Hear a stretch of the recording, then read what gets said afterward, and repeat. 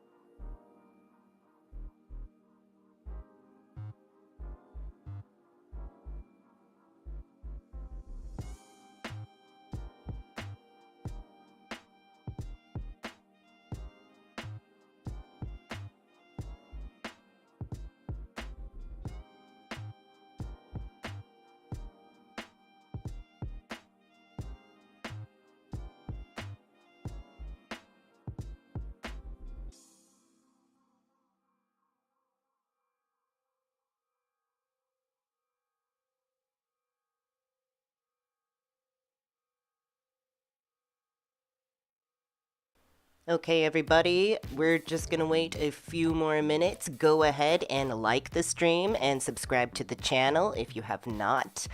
We are almost going to be monetized here soon. Our hours have gone way up, the public watch hours, so I'm really excited for that. So, yes, just a bit longer and we will get going.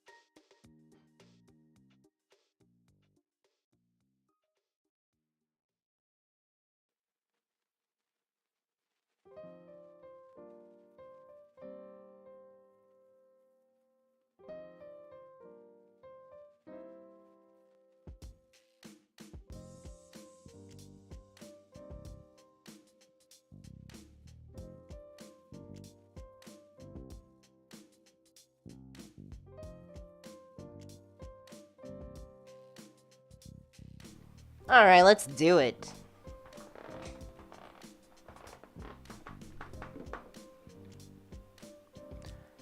Thank you for subscribing. I thought that zombie's supposed to be... That's supposed to be like a tri-scale. Straight up. Alas, the tri-scale did not take. It is now a zombie. Which is the default, thing. But it is Monday, and I couldn't help but see this story circulating around that Marjorie Taylor Greene pretty much brought back the Satanic Panic, which was the big wave in like the 80s and 90s when people genuinely thought there was underground rings and things like that. So let me just give you a little content warning right now. Content warning, which is that there is going to be mention of certain acts against children. So if that makes you uncomfortable, I mean, we're not going to go into detail. It's just going to be mentioned. It's because a lot of it has to do with that. So if that makes you uncomfortable, if you don't want to listen to that, maybe back out of this one. It's up to you.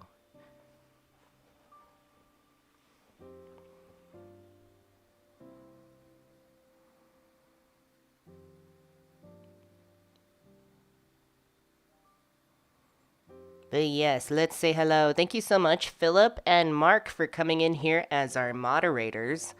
And then we have, I see Roberta Singer, I see Laura LaFleur, good to see you. Ren Ferry, good to see you. Cutthroat, good to see you. Akiko, good to see you. Lisa, other Lisa, both the Lisas. Kim drew the line, how you doing? Cassidy, lurking as always. Angela Ducat, good to see you.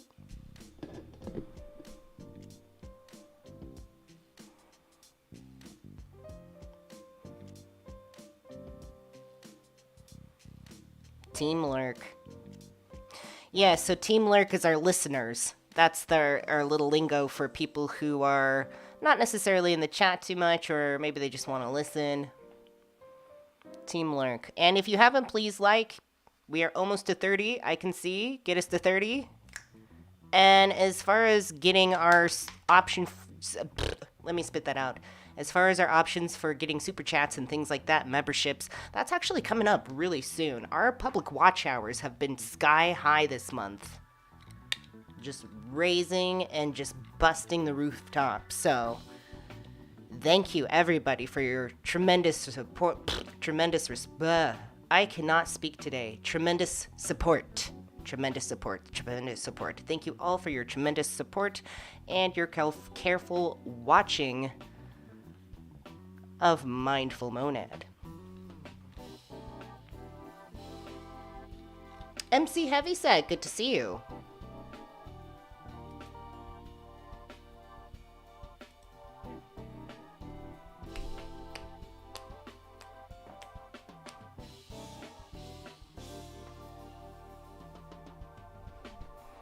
All right, 1 second.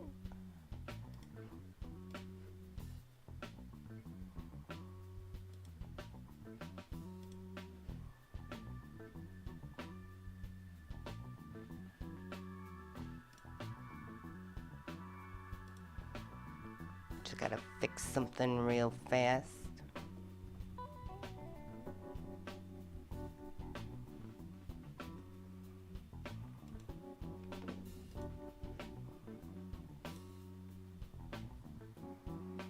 Heretical Response, good to see you.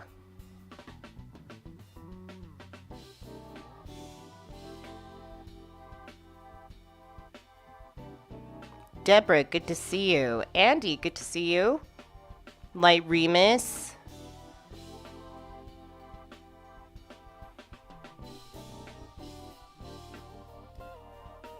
And we have hit 30 likes. Yes, I see 34 viewers in here. Can we get 4 more? Maybe we can get to 35 likes and get the party rolling. But yes, as I was saying, we are going to be monetized here very soon. Our public watch hours have been going sky high. So thank you, everybody who's watching.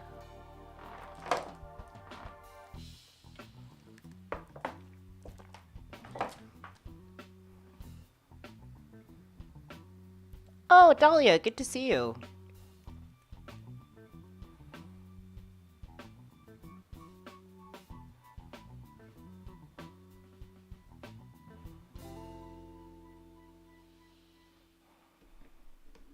So first, I just found this short video that we're gonna go over. I thought was pretty good, a really good explanation of the original Satanic Panic, just by some random YouTuber. I don't necessarily watch them. I have no idea who they are. So we're gonna watch this short explanation on that, and then we're gonna look at some articles about what's going on today, and of course it all leads to like QAnon stuff, and which we're already kind of doing the satanic panic thing, but Marjorie Taylor Greene recently came out and straight up was like the Catholic Church is Satan. So interesting battle of the theologies there. Marjorie Taylor Greene is her own religion, okay? She's like her own everything. And, oh, thank you so much, Philip, for the tip earlier. I really appreciate that.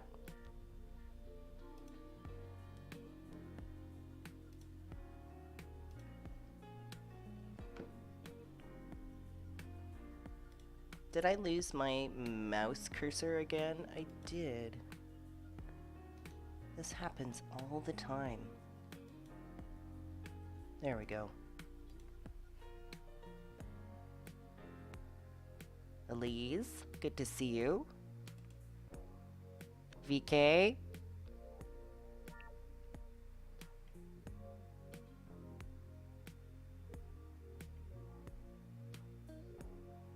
Yeah, no, Team Lurk is awesome. Be Team Lurk.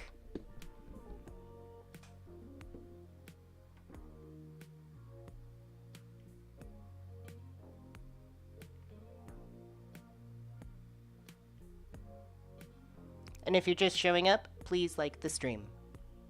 And share it.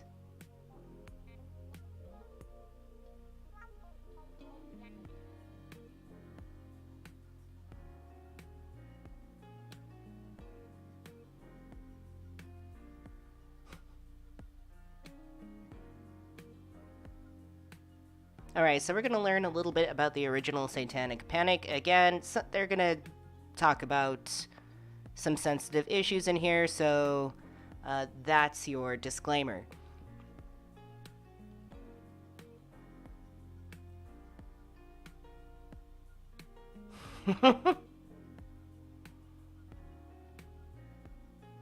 Yeah, there's nothing wrong with Team Lurk here.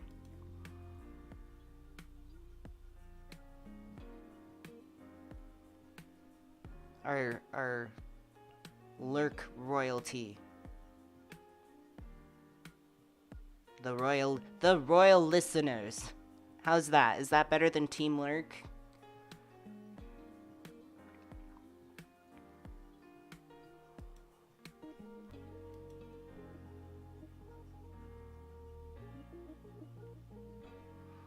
Bring forth the royal listeners.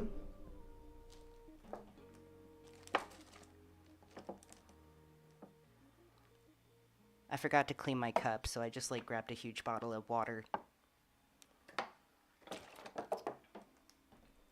That's why I was so late. I'm like, where's my cup? Where's my cup? You know, like my glass sippy cup thing.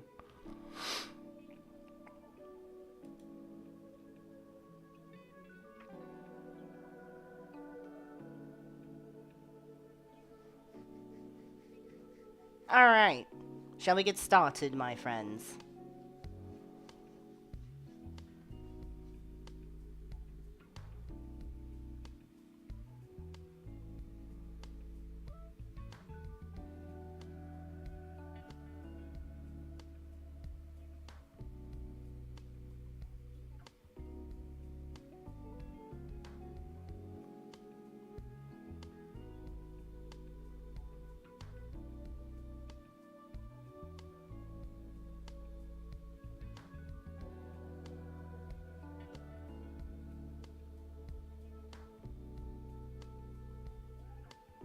Alright, Lisa says yes, let's start. Let us start. Team Parrots. What is happening? Oh, jeez.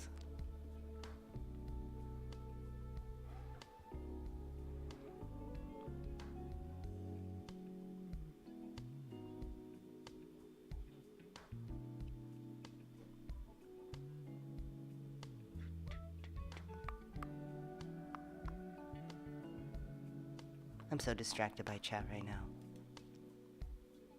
Okay. Alright, let's do this. Let's turn off the music. Alright. And then let's listen to this. This video is it's 8 minutes long, so it's not going to be that long to go through. Make sure to turn that up. Back in the 80s and early 90s, a wave of troubling accusations swept across North America. New and intense scrutiny on the activities of satanic cults. Stories of devil worship and satanic cults corrupting young minds. Unbelievable crime at the hands of satanic cults. There were terrifying tales of secret satanic cults bent on tormenting and corrupting the young. Heavy metal music had hidden satanic messages. Possibly satanic messages on some rock music recordings. No, Games like clutch my Dungeons and pearls. Dragons. No, not Dungeons and Dragons. You've got to be kidding me. I mean, obviously I wasn't around at the time, but like, really? That was satanic? Bring kids to devil worship. And it got even stranger. Allegations of physical and sexual abuse of children at a babysitting service. The dark world of ritualistic child abuse. There's a widely held opinion that what happened at the daycare was the devil's handiwork. Underground networks of Satanists were infiltrating daycares and preschools to physically and sexually abuse children in occult rituals. Much of what fueled the panic was So not where real. did it get started? These claims led to a wave of high-profile criminal trials in the US, Canada, and beyond.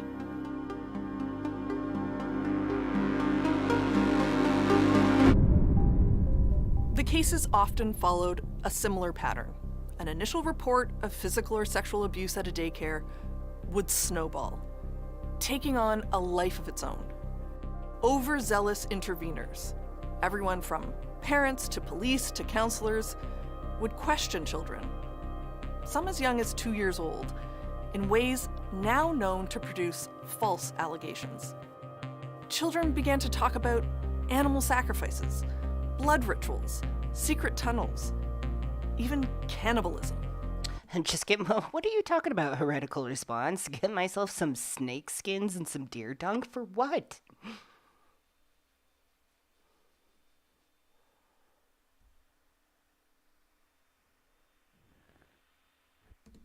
Police would lay charges, prosecutors would take them to court. Dungeons and Dragons was the 80s Harry Potter. That's funny, Van Winter. Hello. For the heretical response. For the ritual? I mean, I guess. I don't know what rituals you do.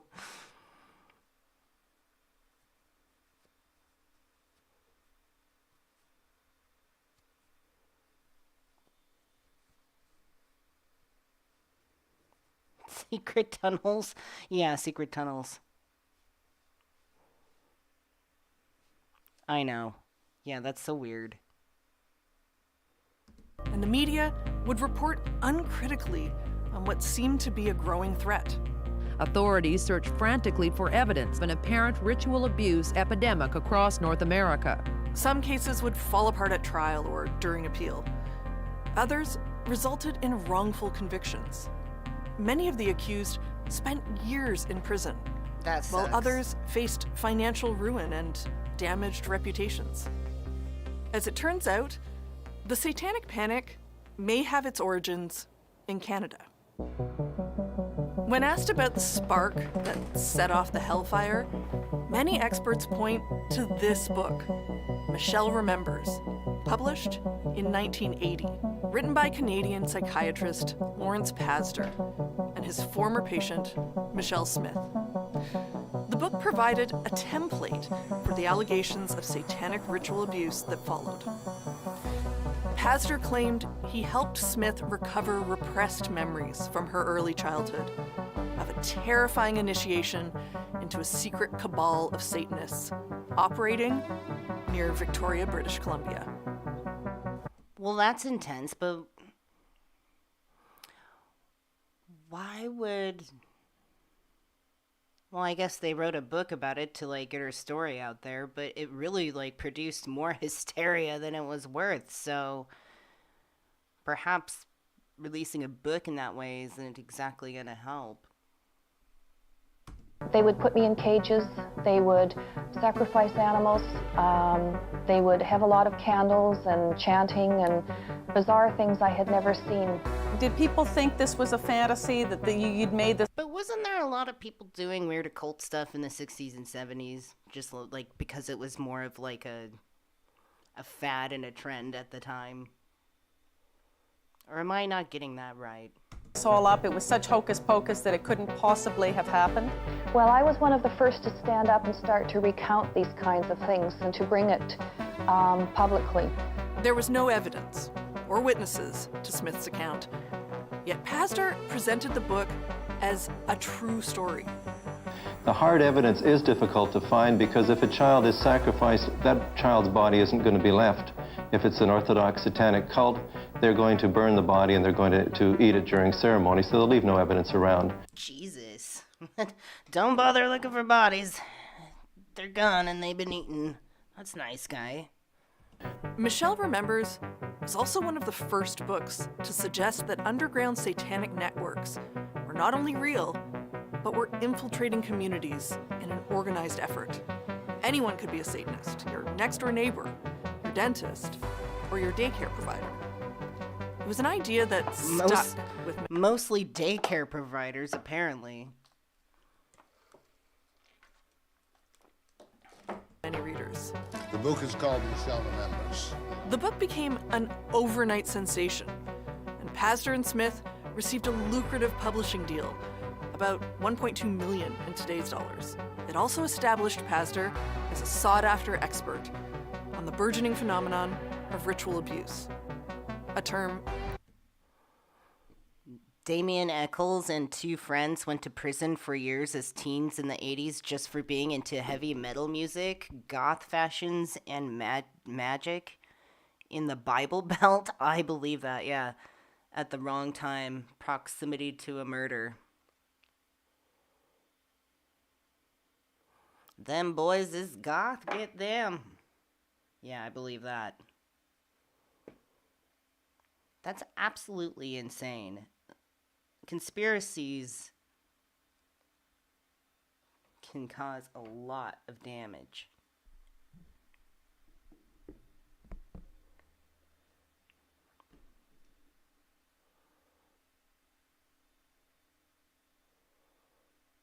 I was born right at the end of the 80s, so I wasn't old enough to get there. I just got like the residue of it. Which was mostly inheriting my older siblings' secret 9 Inch Nails CDs.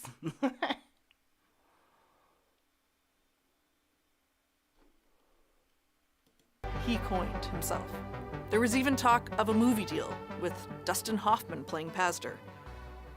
For the McMartin preschool trial in Manhattan Beach, California, where 7 daycare workers were accused of ritually abusing children, Pastor was flown down to be an expert consultant in satanic cults for the prosecution.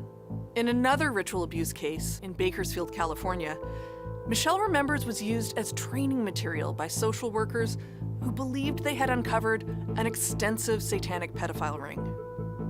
Specialists in satanic ideology were suddenly in high demand as more and more ritual abuse cases went to trial. That's a weird demand to have. I wonder how many people at that time became Satanists just because of that. I mean, like, educated in Satanism. In Austin, Texas, another self-styled satanic cult expert was used to secure the convictions of daycare owners Dan and Fran Keller, who spent decades in prison before being exonerated. It became increasingly common to see ritual crime training seminars led by psychologists, church groups, and even the police. This is former FBI agent Ken Lanning, who studied the spread of the panic in the 80s. All these people network with each other, and they'd all get together and go to seminars and discussions, and they'd be told this is what Satanists do and this is how they do it. And so all that is planted through the use of these kinds of techniques, hypnosis and other ways, that cause the spread of this kind of stuff. So many people say, well, you can't identify these cases unless you've been trained to learn about them. And so Did any of the, yeah, Laura's bringing up like a few artists back then who supposedly have hidden satanic messages in their music. Was any of that actually confirmed to be true? Any hidden... I'm sure there is now, but... Or is this just another, like, Marilyn Manson removed his ribs just to give himself a blowjob kind of, like, rumor type of stuff?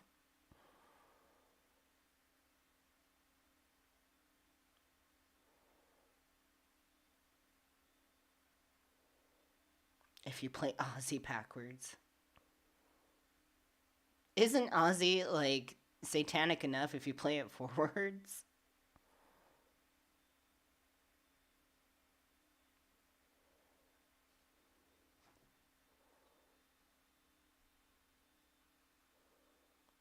Oh, yeah.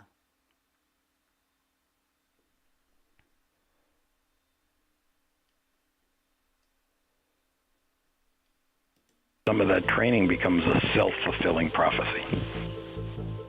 The commercial success of Michelle Remembers inspired dozens of copycat memoirs, which further amplified the perception that satanic ritual abuse was widespread. But there was never any evidence of a satanic conspiracy. In 1994, a psychologist from the University of California researched over 12,000 accusations of ritual abuse, but found no substantiated reports of organized satanic groups who sexually abused children. In later years, So it's a dead as end. the panic died down, Pastor tried to distance himself from the claims he made in Michelle Remembers. I'm not there to believe or not believe. I'm there to try and understand what they're trying to tell me of an experience, whether that has actually happened to them or that is their way of trying to express a profound pain that they've experienced. But neither he nor Smith ever publicly renounced the book's allegations. This strange period of moral hysteria serves as a reminder of what can happen when we abandon the pursuit of facts for a more sensational fiction. The question is, have we learned our lesson? I'm Lisa No. Bryn Rundle, host of Uncover Satanic Panic. You can listen to the series now on the CBC. Interesting. It's like it just catches us up on that, but it's been coming up again this year, of course, because of Marjorie Taylor Greene.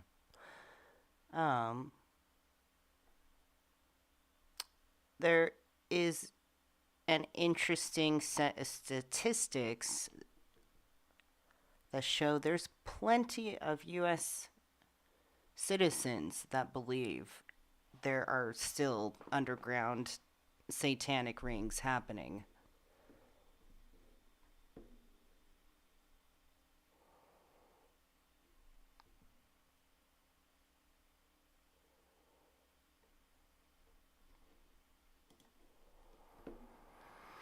The revolutionary roots of satanic panic is still invoked in American politics. Well, if it works, it works. If it ain't broke, don't fix it. So, the devil is popular in the political culture of 2022. Thanks to Representative Marjorie Taylor Greene, she claimed in April that Satan controlled the Roman Catholic Church and that abortion was a lie that Satan sells to women. In May, Georgia Republican gubernatorial candidate that I can't read well. Candace Taylor announced that she was the only candidate bold enough to stand up to the Luciferian cabal. The same month, QAnon popularized ideas about the return of the 1980s satanic panic. Wow, like directly? They're straight up. QAnon was just like, hey, remember that thing that happened in the 80s that went absolutely nowhere? Let's do that again. A moral uproar over unsubstantiated reports of satanic ritual child abuse. I really should wear my glasses if I am going to plan to read articles, but of course, I chose the fashionable sunglasses instead of the reading sunglasses I should be wearing. So let's see, or I could like get my face up here. Also, okay, so Satanic Panic has been trending on Twitter. It trended in July in reaction to season 4 of the Netflix show Stranger Things, which includes a plotline about the Hellfire Club that plays Dungeons and Dragons and is set like the original Satanic Panic in the 1980s.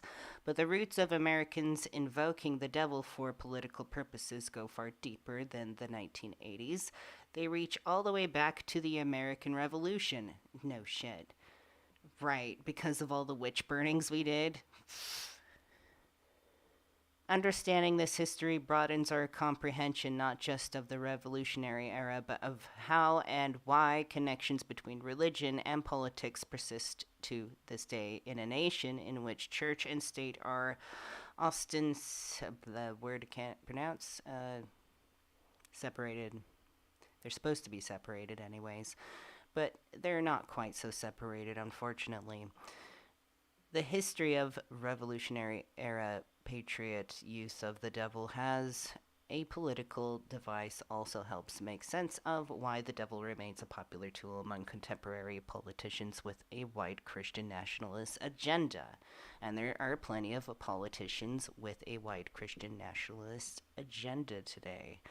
By the time the War for Independence began, fascination and familiarity with the devil was widespread, fostered first by Puritanism and then the First Great Awakening. From the early days of European settlement in New England, Christian ideas about the devil fed bigoted stereotypes about indigenous Americans, entwining fear of the devil with Americans' sense of their own identity, both as Christians and as settlers. For instance, Cotton Mather proclaimed in 1693 that the New Englanders are a people of God settled in those which were once the devil's territories. Oh, wow. This is reminding me of that whole thing I talked about, I believe, with Susan, Brigham Young, then going forward to say that the Christians that were coming through weren't even, like, holy enough or righteous enough. He declared Christians of the devil. Later, Jonathan Edwards' famous 1741 sermon, Sinners in the Hands of an Angry God, warned colonists that the devil stands ready to fall upon them and seize them as his own. Interesting. What's going on Twitter with Satan? Twitter.com/Satan. No, that's actually a person named Satan. Satan. I just want to know who's like tagging Satan lately. Okay, yeah, we're going to be talking about what happened here with this guy. Oh, who is this? Jacob. Satan will attack your weak spot first. After 40 days of fasting, Jesus was starving, so Satan began tempting him with bread. Oh, Lord. Bread. I was hoping for, like, more, like, crazy and mayhem and murder and stuff. There's, like, nothing here. Just some guy going on about bread. Jesus, you really need to cut the carbs. Or, wait, no, have more carbs. I can't have carbs. Have carbs. No, Satan, I'm gluten intolerant. Have the carbs. Jesus, have them. It's freshly baked from the corner store. Anyways.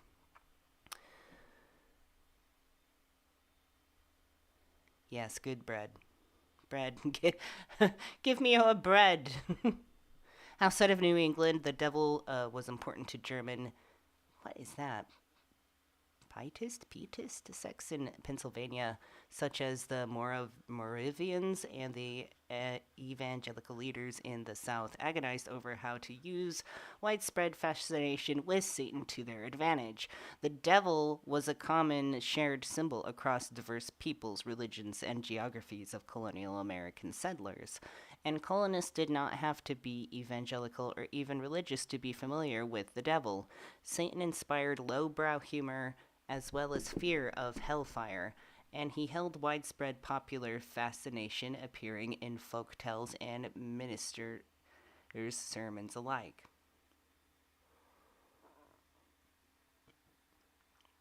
Attended by Cassie, what is this carrot cake? Jesus, you know you want to try this carrot cake. He's like, I can't. Okay. God, Satan is such a creep. The devil was omnipresent in anti-Catholic Pope Night celebrations in colonial Boston and elsewhere. Pope Night or Pope's Day celebrations were colonial versions of celebrations of Guy Fawkes Night in English holidays, celebrating the thwarting of the Catholic gunpowder plot to blow up the Protestant king and Parliament. In New England, it was a raucous alcohol. A raucous? Jeez, I'm learning all sorts of new words. This is good. Pope alongside that of the devil, who was often tarred and feathered before being ritualistically burned. All right.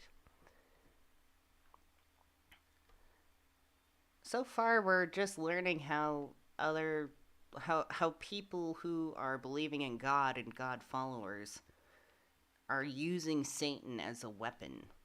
Interesting how that works that way.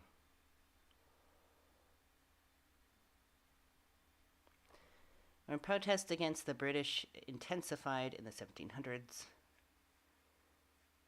celebrations took on a new meaning.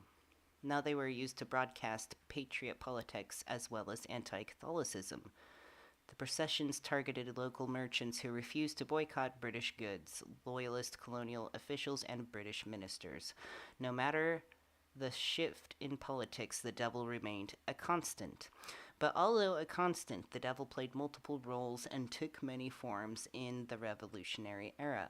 In addition to parading on the streets as an effigy whose destruction delighted audiences, he leered from political cartoons and prints. He showed up in woodcut illustrations in almanacs and newspapers and sensationalist fiction. He was everywhere in part because he was an easy conduit for articulating political ideology in emotionally stirring ways. I mean, what else can you do besides call somebody you don't like a devil and call them evil? That's what people do. Happens in politics all the time. So he was everywhere, in part because he was an easy conduit for articulating political ideology in emotionally stirring ways. Patriots used him to spread their political message of preserving Republican liberty from corrupt politicians and tyrannical rulers, depicting the latter as akin to devils.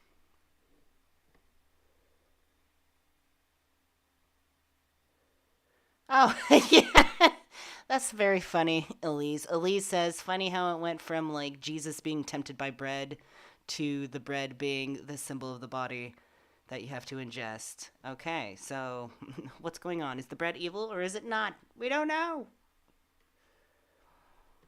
During the Stamp Act crisis of 1765 and 66, a representation of the devil hung on what became known as Boston's Liberty Tree, next to an effigy of stamp tax collector Andrew Oliver, who represented British tyranny.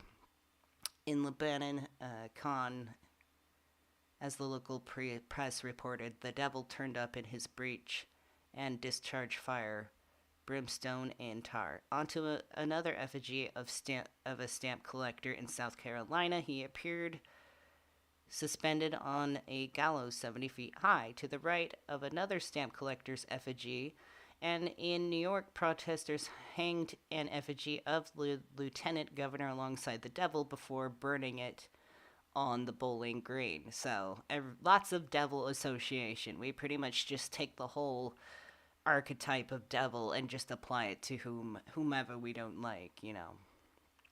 Everybody does that. During the war itself, the devil appeared when Benedict Arnold's treason came to light. In Philadelphia, Charles Wilson Peel designed an effigy of a two-faced Arnold that paraded through the city accompanied by the devil. Pennsylvanians bought prints of the procession for display in their homes, while others viewed images of it in the pages of German language almanac. Images of the devil united German and English-speaking Pennsylvanians in their shared popular culture of revolutions. I mean, Germans did a lot of propaganda about the Jews, making them look devilish.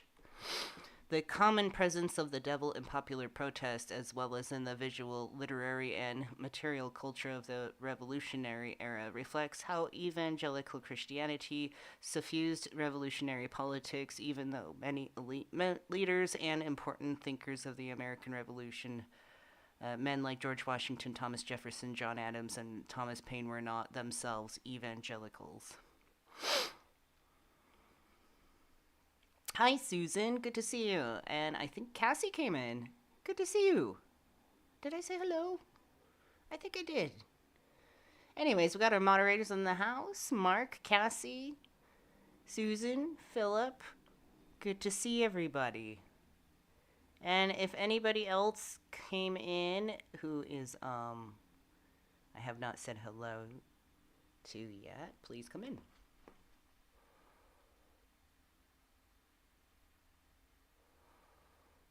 All right, Heretical Response says, I must run, but we'll watch the rest later. Yeah, anybody can check out the replay later.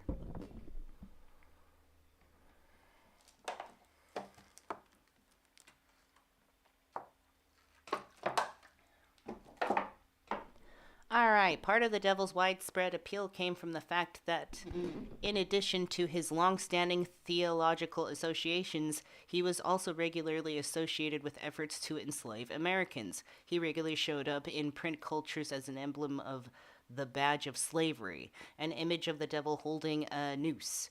Colonialists' fears that legislation such as the Stamp Act were meant to deprive white Americans of their natural rights to enslave them, manifested especially in images of the devil. So, how the devil looked was important, and in colonial and revolutionary era America, the devil was often portrayed as a black man. Illustrations of the devil in Cotton Mather's account of the Salem witch trials and Paul Revere's prints alike both showed the devil with black skin. Such depictions played into the racism and fear of slave revolt that undergirded much of the revolution. It also made it clear that the devil's use in revolutionary popular culture was about more than religious culture. The use of black devils in prints and effigies evoked a manufactured fear of black people that white Americans used for political purposes before, during, and after the Revolution. All right, we're coming to the end of this article. The devils whose effigies were star players in protests from north to south did not survive the Revolutionary era. Their physical destruction was the endgame of such protests, and the many images of the devil published in Revolutionary era newspapers or printed in almanacs are often marginalized as bad art. But these representations, however fleeting, hold historical importance. An emotionally powerful popular culture that put the devil front and center helped mobilize people into protest and war. The devil was therefore a founding figure in the American political lexicon. Wow, imagine that. So pretty much this article's like, it's pretty much always been around. the whole satanic panic. This isn't the first time. The 80s wasn't the first time either. Like, this has always been around. So Marjorie Taylor Greene, I mean, she's sticking to her guns on that one. So anyways, supernatural figures like devils or ghosts often become popular cultural touchstones at times of social crisis or upheaval, such as revolutions and civil unrest. They are ready mechanisms for transforming fear of change, of loss of safety, into collective political response. This is what happened in the 1980s when a modern satanic panic surged in response to a social and political transformations not all Americans agreed with. The devil was a convenient stand-in for villains of all sorts in the 1990s, just as he was during the Revolutionary era. Similar, his popularity was a talking point among white Christian nationalists seeking electoral offices, points to how the devil continues to work as a political tool to announce both patriot support of liberty and racist agenda in a time of partisan divide. The devil seems to continues to have his day.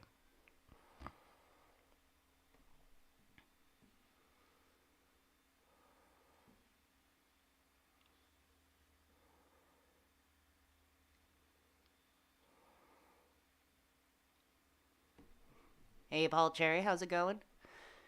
So there we have that, the satanic panic. It's always been around. And Marjorie Taylor Greene was saying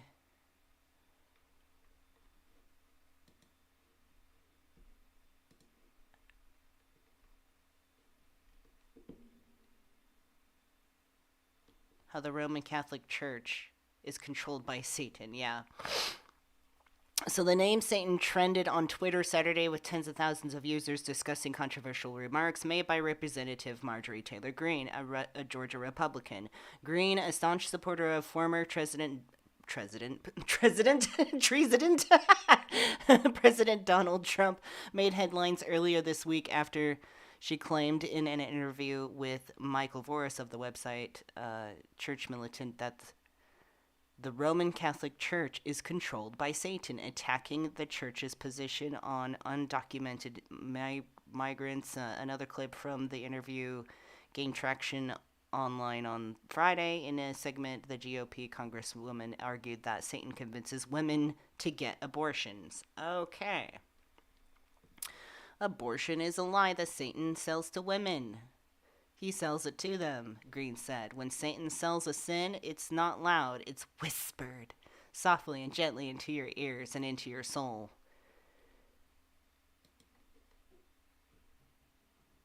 After backlash, she again doubled down on her comments while also attacking Disney, the LGBTQ community, and teachers. Oh, jeez. Oh, jeez. Oh, jeez. Marjorie. What is happening, Marjorie?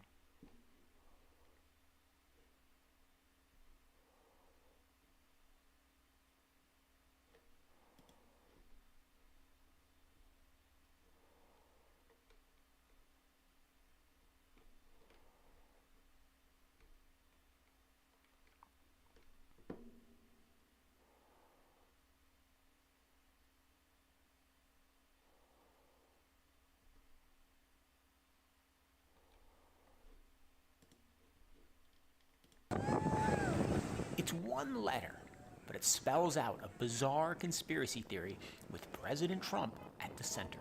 My president walked out there, went in front of the church, and held the Holy Bible. QAnon. What the fuck?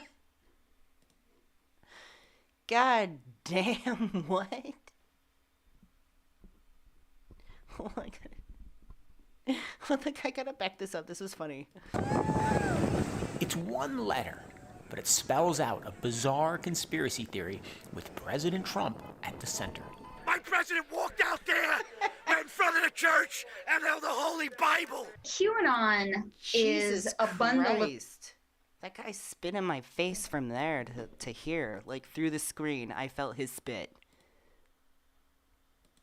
Different beliefs, but the one that often gets focused on the most is the idea that Donald Trump is fighting and winning a war against satanic, cannibalistic, child molesting top Democrat. Well, in case you're wondering if it's really a spiritual war we're watching, here's this news story. The Illinois Elementary School is offering an after-school Satan club. Dang, where was that when I was in high school? An after-school Satan club? Dang. What in the world?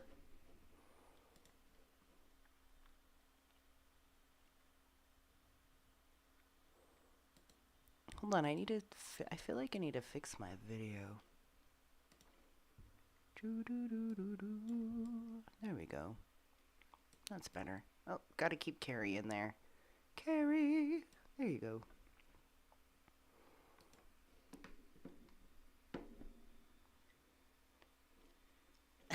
After school Satan Club activity book. We should do it. I'm not a Satanist, though.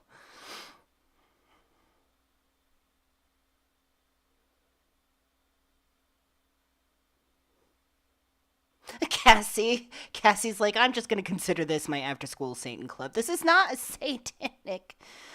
We're not Satanists. Maybe we'll go over that, like, in the future. I'm pretty sure Morg did a video about how the difference between Satanism and Hyperianism. Or Livestream? I can't remember. We've said it like a billion times, though. Like, it doesn't matter. People are just going to think it anyways. What it is that Satan's controlling the church. The world goes under deep state Illuminati possession. Deep state Illuminati possession? What next? Shut your churches down? The pedophiles, the Satanists. Take your kids out of your home? With their wicked plots. Rape your wife? You think we are on the losing side? Serve you bread?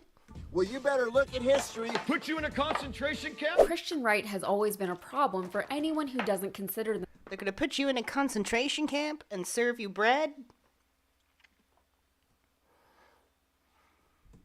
Themselves a part of that group, but now they're turning against their own. I'm Yasmin Khan with Rebel HQ, and Satanic Panic is back and in full swing here in the United States. To be fair, it has been for a while, or maybe it never really went away. The Christian right loves to claim divine intervention in politics, and anyone who doesn't accept Christ as their Lord and Savior is apparently a terrible satanic person. But now we're seeing unfounded and unproven claims of Satanism being lobbed against Christian members of the GOP who aren't quite QAnon enough for the party. David Leavitt, Didn't Trump actually come out, or like, with a picture, like with a little Q pin or something recently? QAnon is, there's so many words I could say about it. I don't know, like, people lost their minds with that stuff. By constantly just, like, vilifying and digging into things that just don't connect. prosecutor in Utah and a Mormon Republican. Hello, Zero. Hello, Velveteers. Hello, hello. Light Remus, did I say hello to you? I think I did. Lost his re-election bid in part because he was a progressive Republican and in part because he had been accused of murdering and cannibalizing children. When he denied the claims, the extreme right that bought into these lies based on no evidence whatsoever. Yeah. David Levitt, the prosecuting attorney for Utah County, stood behind a lectern in his windowless Provo office. Oh, that's a sad description. Before a gaggle of reporters wearing a gray suit and an exasperated look, he wanted to make something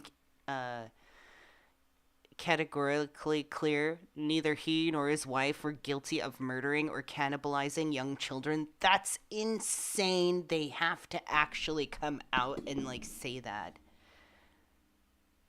Oh, Lord. Even the Mormons. The Mormons are not religious enough. They're not godlike enough. They're not God-fearing enough. Mormons do have a serious pedophilic problem. Holy shit. Said his denials were, in fact, admissions of guilt. These accusations against Leavitt probably had more to do with the GOP establishment. Laura LaFleur, since you have the horns, I think you should be on our grand poobah. What the hell's a poobah? The grand poobah. I don't know. I thought about making little horns, like for like as a merch item, like so everyone can like have their own little horns. That'd be pretty cool.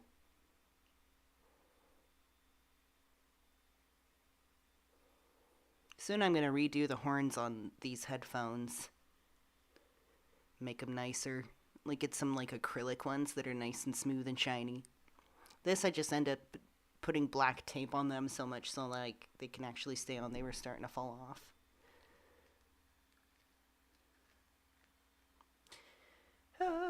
Okay. Wanting a more staunchly conservative candidate to win the race and less to do with satanic worship and ritual sacrifices. But regardless of whichever angle ultimately pulled it off, the campaign against Leavitt was successful. He lost his race and is no longer interested in running. Oh, right. That's exactly what I was going to guess, but I don't know why I second guess myself. I'm like, no, that's not it.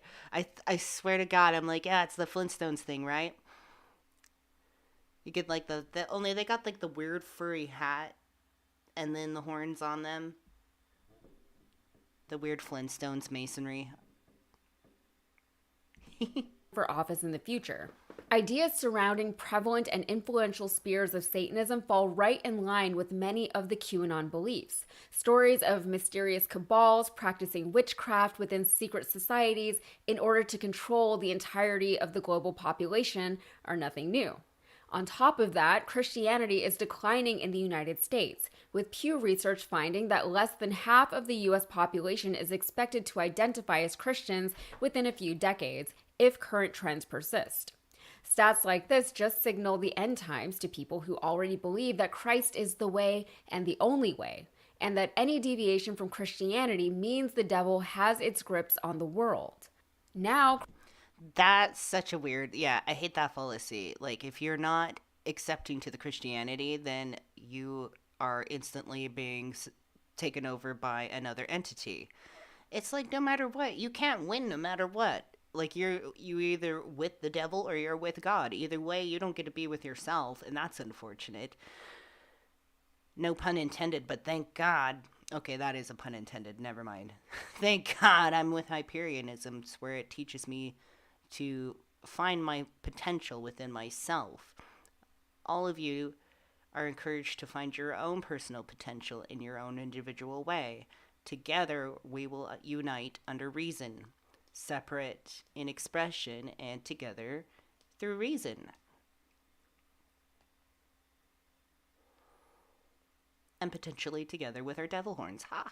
Christian groups are targeting pagan festivals because they're afraid of anything they don't understand, like we are literally back in the Dark Ages. Leave the pagans alone! Like, as a Hyperion, I'm like the Chris Crocker for paganism. Just leave them alone!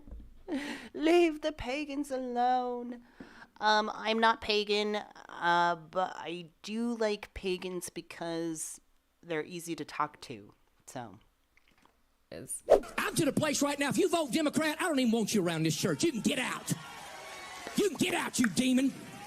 You can get out, you baby butchering election thief. You cannot be a Christian and vote Democrat in this nation. I don't care how mad that makes you. I don't care how mad that makes you. Get pissed off as you want to. You cannot be a Christian and vote Democrat in this nation. They are God-denying demons that butcher babies and hate this nation. Bunch of devils. I need more sound bites from this guy. Bunch of devils. Just every once in a while, you just hear him. Bunch of devils. As we all have, like, our little devil horns. I'm sick of it. They want to talk about the insurrection. Let me tell you something. You ain't seen an insurrection yet. You keep on pushing our buttons, you low-down sorry compromisers. You God-hating communist America, you'll find out what an insurrection is, because we ain't playing your garbage. We ain't playing your mess. My Bible says that the church of the living God is an institution that the gates of hell shall not prevail against it. And the Bible says that we'll take it by force. That's what the Bible says. Wow. I didn't expect the guy at the end there. That's funny. There's always some fresh demon that the right wing is trying to scare people with. Whether it's communists, a migrant caravan, people who are really into astrology, or the devil himself. Their justification for inciting fear based on nothing is always the children. We've got to protect the children, right? Who doesn't want to protect the children? If you're against their bigotry and their idolatry, you're against the children, and you're a terrible person who can't be trusted and shouldn't be allowed to hold public office. The right loves to harp on the unseen, though, because it's impossible to refute. If a Christian tells me Jesus is coming back eventually, there's no argument against it besides, I don't know, maybe, but probably not. If you're a Christian and you tell someone that they're going to go to hell, which... An appeal to superstition, essentially, is how I see it. If you don't do this, then this will happen. If you don't do that, then that will happen. By the way, if you have not liked the video, please do so right now. I mean the stream. You love to do, while also asserting that no one but God can judge, the best response any non-believer can have is, I don't know, maybe, but probably not, because it's probably not a real place, and the whole notion of hell is ridiculous. Maybe I'll go to Narnia instead, or the Grey Havens, or maybe my body will decompose. I love her voice so much. To Narnia, or the Grey Havens, like, hello. On Earth, and my consciousness will She's got shared vibes, but like, a super fucking intelligent, smart Cher, just like in her demeanor. I love the voice. I totally love the voice. I have no idea what this other content is about, so like, don't use me to like this shit, but yeah, so far I like this video. Integrate itself back into the universe. We don't know. And that's what it comes down to. No one knows what happens when we die or why we're even here. And the people who claim to know are the most delusional and borderline narcissistic of them all. They don't have any more information that the rest of us don't have. They're all reading the same book. None of them have a direct line to God, not even Joel Osteen, not even the Pope, because the Pope is literally just a man. Just like Jesus was just a man, just like the rest of us are all just people trying to make sense of our entire existence. We're just but the monads. willingness and almost desperation to believe in something unseen and unproven inform the tendency to believe in conspiracy theories without seeing any evidence to support them. Anyone can see something that isn't there if they want to. Mercury is in retrograde right now. If one of my exes pops up in my DMs, is it because Mercury is in retrograde? Maybe. I don't know, and I can't say for certain. But it could just be as simple as an ex in my DMs. It's just a matter of how I choose to interpret the events in my own life. And the irony is that people prone to believing in conspiracy theories are willing to believe in almost anything. Yep. People who are prone to believing in conspiracy theories are prone to believing in pretty much anything. It's really sad with conspiracy theories, and it's true that if you take yourself away from them long enough, like, you will return back to normal functioning and reasoning. So take a break. Take a break. While also pretending to know undoubtedly things that they can't possibly know for certain.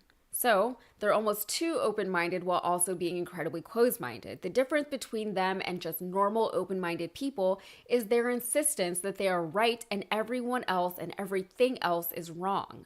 Once they land on a particular narrative that they like, they are incapable and unwilling to accept or consider any new information that might conflict with what they've already decided to be true. In other words, they're not the deep spiritual thinkers that they think themselves to be, which honestly would be fine if they didn't then decide to assert their truths on the rest of us.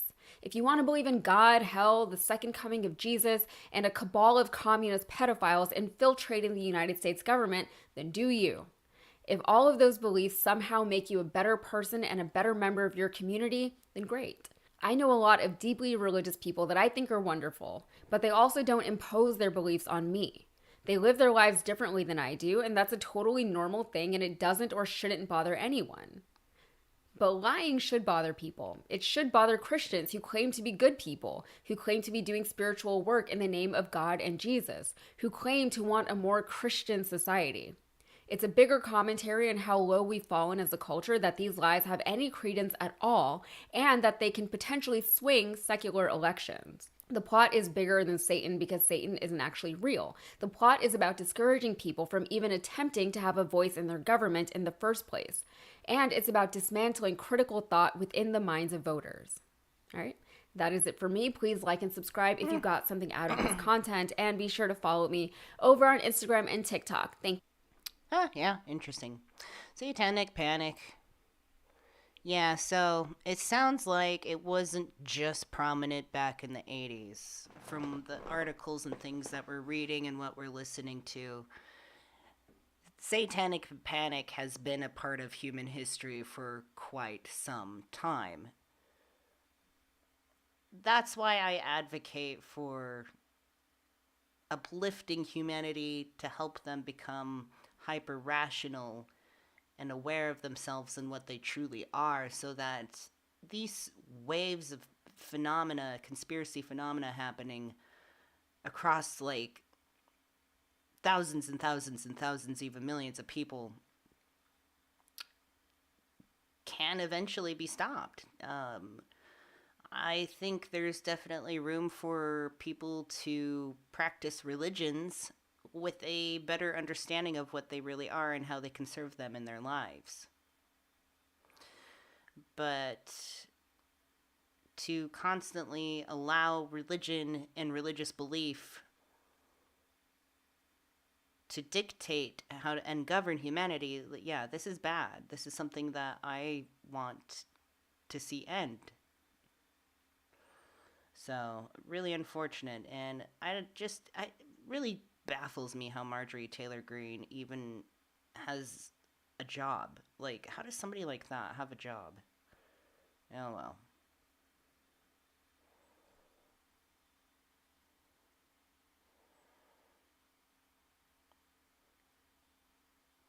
Oh yeah. Dahlia's like, I miss the days, like when people said trolls, I thought of like the cute little creepy collectible dolls and not adults acting out online. Yeah, not the weird QAnon trolls and stuff.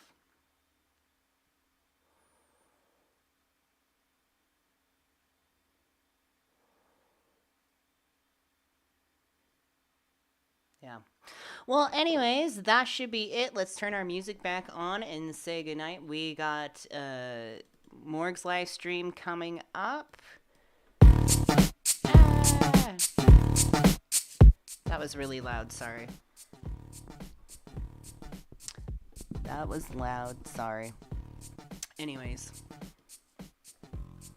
Yeah, really interesting. I just saw, articles about this stuff earlier, and I'm like, I want to, find out what's happening. So, and it sounds like it never left. It sounds like Satanic Panic has always been around. It just comes and goes in waves.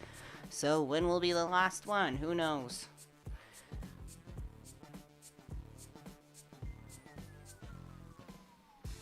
Thanks, everybody, and we will be going live on Wednesday for Worldview Wednesday. If you have not, you can go to patreon.com/JanEricksonOfficial, and through there you can get instant access to my Discord server, and if you're having problems connecting to that, let me know. And let's see, Friday night, I don't know what we're gonna do Friday night. We still got time to think about that and plan and plot. And Morg did an excellent live stream, I believe it was just last Thursday, about the dangerous side of, in the psychology of, what am I trying to say? The psychological dangers in conspiracy theories and how they affect groups of people. So if you want to know more about that, you can go there. Renaissance Fairy says, Bible Man! Thank you so much to our moderators for keeping our chat healthy tonight. For those of you who are new, remember to subscribe to my channel. We go live 3 times a week, and I believe we will be hitting monetization really soon here.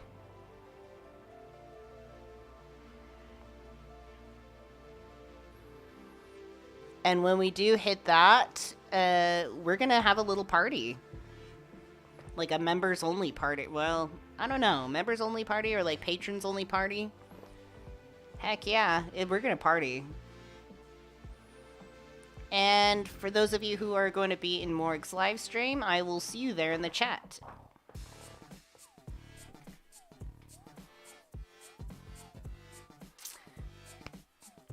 Do.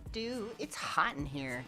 Is it like hot anywhere else still? Like it's been raining and then the ground's all wet, everything's spongy. So now everything's super moist. I feel like I'm just like sitting in my own soup, like my own sweaty soup.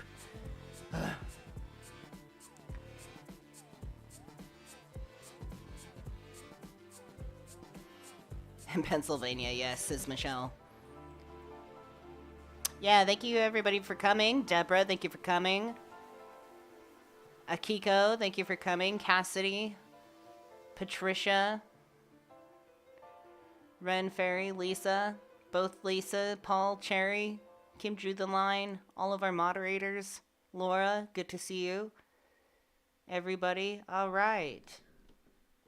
I will see everybody on Wednesday. Bye. I'm a demon.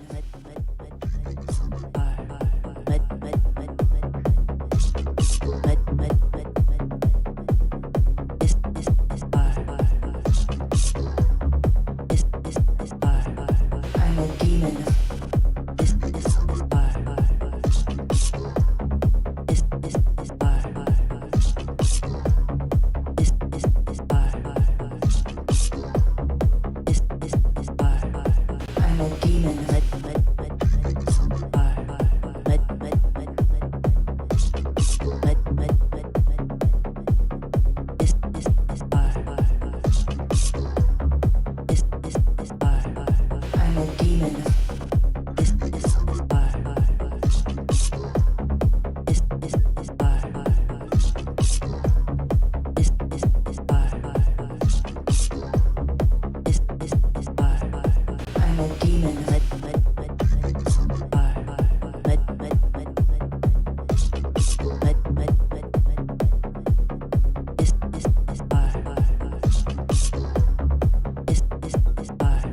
I'm a demon.